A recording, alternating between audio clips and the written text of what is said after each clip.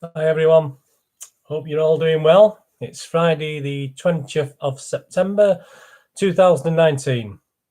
Right, yesterday I pointed to the wrong place, didn't I? I should have been pointing. It's a mirror image for the subscribe button, so hope you had a good look. A couple of guys pointed that out, so thanks very much for your help.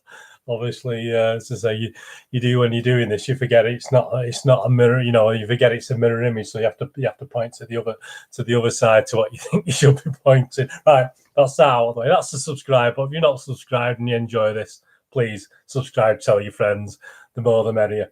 Right, it's Friday, so obviously when I look at films and board games, etc., Friday's always a bit of a free pass where I have a look at certain things that may have interested me recently, or just classic things to do with movies. It will always be to do with movies, and maybe an odd movie board game tie-in thing I'm playing with doing at the moment. Obviously where some films have got half decent board games. Obviously, not all of them, unfortunately. A lot of pretty dross, to be honest with you, when they do these things. Right, so what we're going to do today is part 2 of the movies, the top-rated movies over the decades. Not necessarily the big box office hits, although obviously a lot of them do correspond with a big box office hit as well, because obviously the cracking films. Well, these are the rated things from IMDb and Wikipedia, various sites where people have rated films over the years. So I've already done in part 1. If you've not seen part 1, go back and watch part 1. But you don't have to watch them in order, obviously, because I did the 20s to the 2000s. So I did the 20s to 40s, the 60s, the 80s, and the 2000s. And on this one, I'm going to do the 30s. I'm ignoring the 10s. I mean, there is some stuff in the 10s, but I've done the 30s, the 50s, the 70s, the 90s, and the 2010s, although obviously we're not at the end of 2019 yet, but I've cheated a little bit in doing it now. I think there's perhaps only 1 or 2 films that probably might challenge the top ratings anyway. And give us your views. What I've done, I'll give you, there's the top 5. I'll go into give you a little bit of trivia on the top 2 on it in each year. And I'll obviously throw in one of my favourites, which is not necessarily got in the top 5 ratings, but from that year, I'll throw in my little favourite as well. And for 2 or 3 of them, I'll give you a little bit of trivia as well. Just a bit of information that, even though you may know the films until, well, there's a couple in the 2010s actually that are a bit of a surprise. So you may not know too much about them. They're worth a watch, because I certainly haven't watched them, but obviously I've now read up on them, and we'll go back and watch those. So anyway, let's start with the 30s.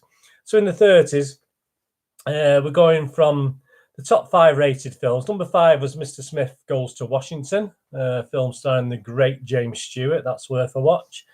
At number 4 was Gone with the Wind. I think we all know about that. Mr. Smith was 1939. Gone with the Wind was 1939 as well. And at number 3 was a film called M, a Fritz Lang film, a German film about a child murder. Now, I may have watched this, but I'm going to go back and watch that. At number 3, that's M. So if you like your foreign language stuff as well, and Fritz Lang, very famous director, go back and watch that. That's rated number 3. And at number 2, in the 1930s, we've got our old friend Mr. Charlie Chaplin, and we've got City Lights, which was made in 1931. It was an hour and 27, a comedy drama romance. I mean, Charlie Chaplin also takes number 1 spot in the 30s, but I mean, you may not be into your old movies, but I'm sure people who love the old stuff as well. Anyone who loves movies should love the old stuff as well. Chaplin was the legend, obviously, box office legend, and obviously his films were pretty good as well. He didn't just rely on his name. City Lights, just a synopsis on that: with the aid of a wealthy, erratic tippler, a dewy-eyed tramp who has fallen in love with a sightless flower. He plays a tramp, that's unusual. A sightless flower girl accumulates money to be able to help her medically. Obviously, it stars Charlie Chaplin and Virginia Cheryl, Florence Lee. Just a little bit of trivia on that before I move on to the number 1 rated film of the 30s. Charlie Chaplin's personal favourite of all his films. So, I mean, what more could you ask for, really? Orson Welles also said it was his favourite film. A little bit of trivia on the film. Charles Chaplin reshot the scene. This is all IMDb stuff, so my thanks to Internet Movie Database. I do use other sites for trivia, but this is obviously great. You can get some great stuff on there. Charlie Chaplin's reshot the scene in which the little tramp buys a flower from the blind flower girl 342 times, as he could not find a satisfactory way of showing that the blind flower girl thought that the mute tramp was wealthy. So I mean, the detail, the actual time he takes is quite unbelievable, isn't it? And the last one on this was Charlie Chaplin's first film made during the sound era. He faced extreme pressure to make the film as a talkie, but such was his popularity and power in Hollywood that he was able to complete and release the film as a silent, albeit with recorded music, at a time when the rest of American motion picture industry had converted to sound. So that's really interesting on that. Budget, it's had a 1.5 million budget, and at the box office made £5 million back. So it was a nice money earner, which obviously all Charlie Chaplin. I mean, I don't think any Charlie Chaplin wouldn't have been. I might be totally wrong there. Someone who knows a bit more about Charlie Chaplin than me will probably put me right on that. And the number one of the 1930s is another Charlie Chaplin film, another hour and 27 minutes. He must have had his set time. And it was Modern Times. The tramp struggles to live in a modern industrial society with the help of a young homeless woman. Starred Charlie Chaplin, Paulette Goddard, Henry Bergman. Modern Times, that had a 1.5 million budget, similar to City Lights, but only took 1.4 million at the box office. It made its money later on. So even though that was the top-rated film, well, there you go. It doesn't necessarily mean it's going to be the big box office. A bit of trivia on Modern Times. Here we go. That's around 1 hour 20 minutes, which is near the end of the film. Charles Chaplin allows the tramp to speak on camera for the first time during the restaurant scene, but insisted that what the tramp says be universal. Therefore, the song the tramp sings is in gibberish, but it is possible to follow the story he tells by watching the hand gestures. So, Charlie up to his tricks there. The little tramp's last words are, "Smile, come on." It is easy to read Charlie Chaplin's lips at the very end of the film. So if you look at it and watch the film, you'll see him say that. This was one of the films which, because of its political sentiments, convinced the House Un-American Activities Committee that Charles Chaplin was a communist, a charge he adamantly denied. Well, obviously that time, there were a lot of witch hunts in the US. And finally, according to Paulette Goddard, Charles Chaplin was deeply and profoundly involved in the recording of the musical score. He spent days upon days in the recording studio writing themes and only left when Goddard begged him to. So that was the number one in the 30s, Modern Times with Charlie Chaplin. And just to put my little one in on there, I would go Wizard of Oz, 1939. I mean, one of my favourites. I've lost count how many times I've watched The Wizard of Oz. I mean, I'd have to put that in there. It obviously wasn't the highest rated. It got a high rating, obviously. The Wizard of Oz cost 2.8 million to make, and I think I did mention a couple of weeks ago, actually made 26 million back. A lot of people said it flopped, but that was incorrect. It made 26 million back at the box office compared to its under 3 million budget. Just a couple of trivia things on that. Many of the Wicked Witch of the West scenes were either trimmed or deleted entirely, as Margaret Hamilton, who played the witch, performances were thought to be too frightening for audiences. So there you go. And Margaret Hamilton, who obviously played that role, a lifelong fan of the Oz books, was ecstatic when she learned the producers were considering her for the part in the film.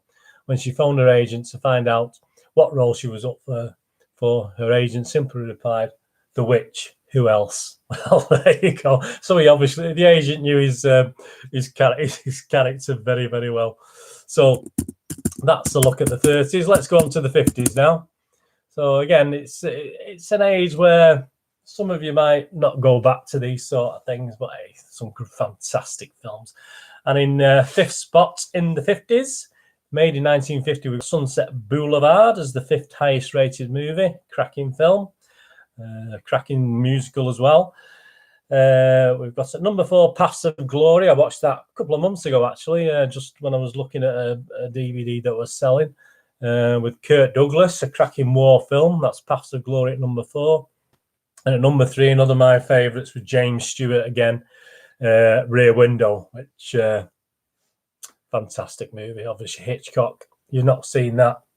Fantastic. I mean, how you can pack so much thrills into basically a one set film is unbelievable. But hey, Rear Window number 3. At number 2, we're going for a foreign language one. So obviously these do crop up here and there, and it's The Seven Samurai, which obviously had many things like the Magnificent Seven made based on this story. 3 hours 27 minutes is the original, so you can get a copy of that to watch. A poor village under attack by bandits recruits 7 unemployed samurai to help them defend themselves. So absolutely, as I remember watching this as a kid, and I've obviously watched it again grown up. Just a bit of trivia there. This was the first film on which Akira Kurosawa, the famous Akira Kurosawa, used multiple cameras. I mean, a lot of what he did obviously was picked on many times over the years, you know, and he was quite obviously brilliant at what he did, Akira Kurosawa. If you watch any of his films, fantastic. Used multiple cameras so he wouldn't interrupt the flow of the scenes and could edit the film as he pleased in post-production. He used a multiple camera setup on every subsequent film. And actor Toshiro Mifune, I hope I pronounced that right. Not only was this Toshiro's favourite of his own films, but he named Kikuchiwa as his favourite role because he was able to be himself. Well, a great film. I mean, if you've not seen Seven Samurai, that's rated number 2 in the 50s. Get back and see that. Now, another ones I regularly sell on my movie game nostalgia.com site. 1957. Oh, the budget on Seven Samurai was 1.1 million. He made 2.3 million back, so a reasonable result there. And now we're on to 1957 and 12 Angry Men. What a great film! I said I sell quite a few of this every. You know, it's just consistently sold over the years. An hour and 36 minutes.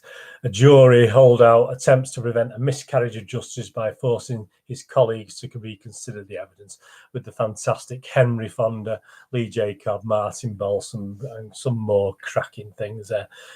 This had a like $350K budget and made back a couple of million. So again, not bad at the box office, but racing wise, high ratings, some of the best ratings you're ever going to see for a film of any era. Just an interesting bit of trivia on that. At the beginning of the film, the cameras are all positioned above eye level and mounted with wide angle lenses to give the appearance of greater distance between the subjects. As the film progressed, the camera slipped down to eye level. By the end of the film, nearly all of it is shot below eye level in close-up and with telephoto lenses to increase the encroaching sense of claustrophobia. So if you're going to watch that again, go back and have a look at that. That was absolutely brilliant film, well shot. Again, not a great many scenes to go at, not a great many sets, but if you like, but unbelievable. That was rated number 1 in the 50s. And my favourite of the 50s, I'm just going to go for one that I used to love as a kid and I still watch now, probably once a year, you know. And it's Singing in the Rain, a musical. I love all sorts of movies, obviously. This was 1952, an hour and 43 minutes, comedy musical romance with the great Gene Kelly, Donald O'Connor and Debbie Reynolds. I mean, absolutely fantastic film. And it's a film within a film, so that's what I like about these. It's a silent film production company, and cast make a difficult transition to sound. So it's of its times, of the 30s, of the 40s, if you like, of where they were transitioning to sound. A cracking. You must have seen Singing in the Rain. What a great film. Let me just see if there's any little bit of trivia before I move on to the 70s. We're getting a bit more modern. Interesting. Donald O'Connor admitted that he did not enjoy working with Gene Kelly, since Kelly was somewhat of a tyrant. O'Connor said that for the first several weeks, he was terrified of making a mistake and being yelled at by Kelly. So, obviously, a guy who took his roles very seriously, Mr. Gene Kelly, by all accounts on that. And the next one, I'm doing a top 6, which will become evidence because the top 2 are the same film, but obviously one's a sequel. And we're talking the 70s, and I don't think you need any clues. I think I think I give that out with the thumbnail for this anyway. But the top 6 rated films of the 70s, 71, A Clockwork Orange, absolutely fantastic. Number 5, Apocalypse Now, absolutely brilliant, 1979. Number 4, Alien, stunning. I mean, you are talking quality top rated films. And I'm going to cover the, if you like, the top 2 in a minute. Number 3, One Flew Over a Cuckoo's Nest. Absolute. Well, what can you say about One Flew Over a Cuckoo's Nest? Let me just get that one up. Superb film. Absolutely superb. I would have put this. This hadn't appeared in one of the top rating ones. I would have put this in myself, actually. I would have put this as my contribution to the time. The criminal pleads insanity after getting into trouble again, and once in a mental institution, rebels against the oppressive nurse and rallies up the scared patients. Obviously, with the superb Jack Nicholson, Lewis Fletcher, Will Sampson in this. I mean, 1975, absolutely stunning film. Just get a little bit of many of the extras were authentic mental patients. Will Sampson, who played Chief Bromden so very perfectly, was a park ranger in Oregon near where the movie was filmed. He was selected for the part because he was the only Native American the casting department could find who matched the character's incredible size. So there you go. During film, a crew member running cables left a second-story window open at Oregon State Mental Hospital, and an actual patient climbed through the bars and fell to the ground, injuring himself. The next day, the Statesman Journal in Salem, Oregon, reported the incident with the headline on the front page, "One flew out of the cuckoo's nest." Well, then we got a bit of a wag there, aren't we? That was, you know, the sort of thing you see in some of the tabloids, but that was quite funny. One flew out. So there you go. And the top 2, we're talking The Godfather, obviously parts 1 and 2. Godfather was done in 1972 with a $6 million budget and gained back an incredible $250 million. Godfather 2, even though it rated almost as highly, well, a $13 million budget, so they doubled the budget, but they only actually made about $58 million in the US. It did make worldwide, obviously, but it wasn't quite as popular as the thing. But it's the aging patriarch of an organised crime dynasty transfers control of his clandestine empire to his reluctant son. Obviously, Marlon Brando, Al Pacino, James Caan.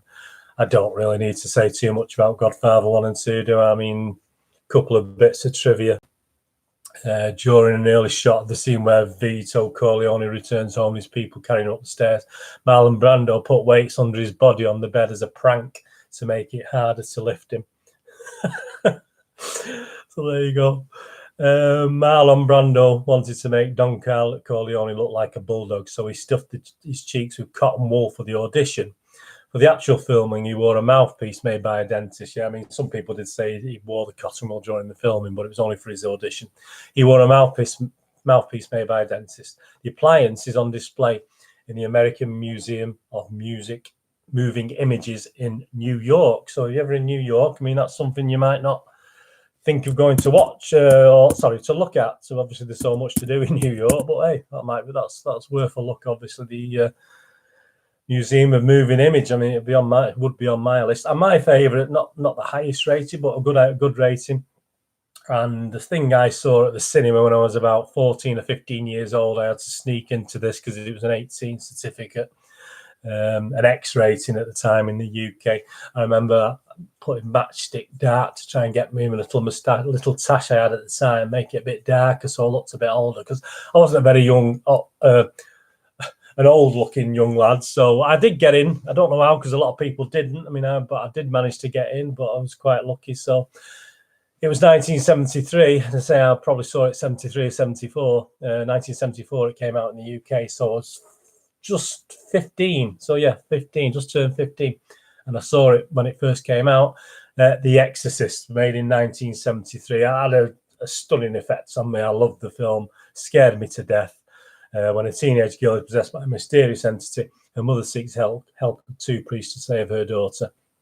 Linda Blair, Ellen Burstyn, Max von Sydow.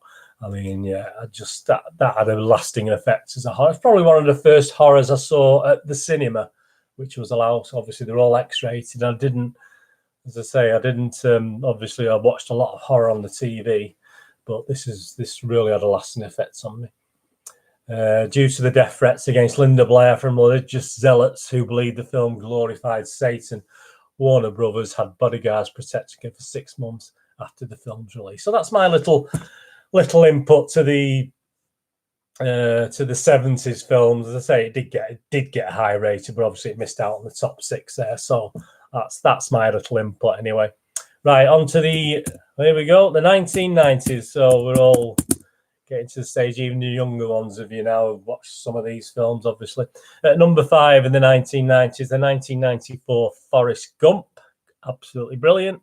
At number 4, the 1999 Fight Club, which again, brilliant in a totally different way to Forrest Gump. At number 4 in the 90s, 1994, yes, Pulp Fiction, another classic of its time, another Tarantino early doors that inspired a lot of people, obviously. At number 2 in the 90s was The Incredible, and in black and white with a little bit of colour. Can you guess what it is? Yes, Schindler's List, made in 1993. Schindler's List cost $22 million to make and claw back $322 million at the cinema. Fantastic cinema film to watch at the cinema, even in the black and white. A fantastic film. Leaves a lasting image, obviously. In German-occupied Poland during World War II, industrialist Oskar Schindler gradually becomes concerned for his Jewish workforce after witnessing the persecution of the Nazis. Yeah, I mean, we know the story. Any trivia on this? It's a dark subject, but so superbly told, and the ending of the film obviously will live long in people's memories. And the little girl with the red coat as well, obviously, scenes like that, absolutely stunning. When survivor Mila Pfefferberg was introduced to Ralph Fiennes on the set, she began shaking uncontrollably as he reminded her too much of the real Amon Goth. Well, there you go. When Steven Spielberg first showed John Williams a cut of this movie, Williams was so moved he had to take a walk outside for several minutes to collect himself. Upon his return, he told Spielberg he deserved a better composer. He's the one who wrote the music. Spielberg replied, "I know, but they're all dead." Well, in humour, I mean, you've got to find humour in some of these things as well, and all credit. I mean, Schindler's List. And the final thing on that, to gather costume for 20,000 extras, the costume designer took out advertisements seeking clothes. As economic conditions were poor in Poland, many people were eager to sell clothing they still owned from the 1930s and the 1940s. Again, how poignant, how to think of things like that. And the next one, and the number 1 film for the 1990s rating, but certainly not box office. It was well down on box office. It only made about 60 million at the box office with a 25 million budget. Is 1994, The Shawshank Redemption, the best rated film of the 90s. 2 imprisoned men bond over a number of years, finding solace and eventual redemption through acts of common decency. Of course, Tim Robbins, Morgan Freeman, Bob Gunton. Stunning film, Shawshank Redemption. 2 hours, 22 minutes. Andy and Red's opening chat in the prison yard in which Red is throwing a baseball took 9 hours to shoot. Morgan Freeman threw the baseball for the entire 9 hours without a word of complaint. He showed up for work the next day with his left arm in a sling. And Morgan Freeman states it was his favourite film that he'd made, Shawshank Redemption. I mean, it is most of our favourite films, let's be honest about it. So that was the top rated. And my little add in, a nice little quirky one that's a foreign language one. So some of you will pull your face again. I picked a foreign language one, but absolutely stunning film. One of my favourites. Great rating as well. I mean, this nearly made the top 5 in the ratings of the 90s films. And it's Life is Beautiful. Or La Vita è Bella was the original title. An hour and 50 minutes of sheer brilliance. Again, set in a prison concentration camp. So, obviously 90s, Shawshank and Schindler's List and this, but are superb. I mean, again, so powerful, but so much humor. I mean, unbelievable, totally different, obviously, to Schindler's. But if you've not seen Life is Beautiful, it's about an open-minded Jewish librarian and his son become victims of the Holocaust. He uses a perfect mixture of will, humour, and imagination to protect his son from the dangers around the camp.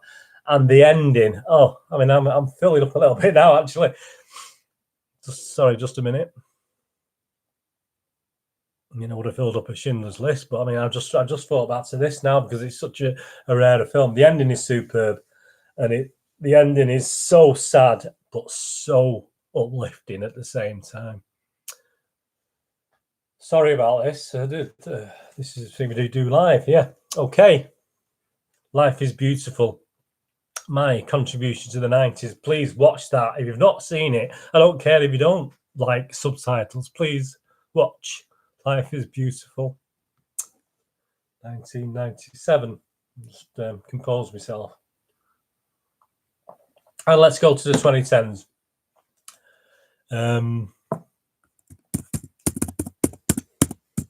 Top 5 for the 2010s. Unusual this. Number 5, we have a film called Whiplash. I have never seen this. 165 million budget. Made 678 million back. So I missed something here, but I'm sure you're saying what? But it's about a young drummer, so I'm going to go out and watch that. That's at number 5 in the 2010s to the 2010s. So that's 2014. At number 4, Avengers Endgame, which obviously from this year, 2019, Avengers Endgame. At number 3, another one I've missed, about a caregiver and a quadriplegic, and it's called Untouchable. Again, I missed that one. I am so sorry. I will go back and watch that from 2011. That's Untouchable's number 3. Number 2, we've got a sci-fi classic here, Interstellar. A team of explorers travel through a wormhole in space in an attempt to ensure humanity's survival. Matthew McConaughey, Anne Hathaway, Jessica Chastain, director Christopher Nolan. So that's at number 2, 165 million budget and made 678 million back. Sorry, I gave that as the Whiplash budget. My apologies. I was a bit, obviously after the last thing, I was a bit out of it there. Sorry, that was. Ignore Whiplash. I'm not sure of the box office for that. So this was for Interstellar. 165 million budget, 678 million dollars back. According to Dr. Kip Thorne, who obviously advised on the film, the largest degree of creative license in this movie are the clouds of the ice planet, which are structures that probably go beyond the material strength which ice would be able to support. So they're very, very close to try to keep to science facts on this, or what they believe science facts was like. I mean, the method of space travel in this movie was based on physicist Dr. Kip Thorne's works, which were also the basis for the method of space travel in Carl Sagan's novel Contact, and the resulting movie adaptation, Contact. Great film. Another film I could have put in my 90s. Matthew McConaughey. If I'd put that in my 90s, I probably wouldn't have broke down as much. Matthew McConaughey starred in both movies. He starred in Contact as well. But that's Interstellar, a great film, a great sci-fi. 24. I'm sure you've seen that, but that's at number 2 for the 2010s, and the highest rated one of the 2010s. Another, if you like, fantasy sci fiction sort of thing, Inception.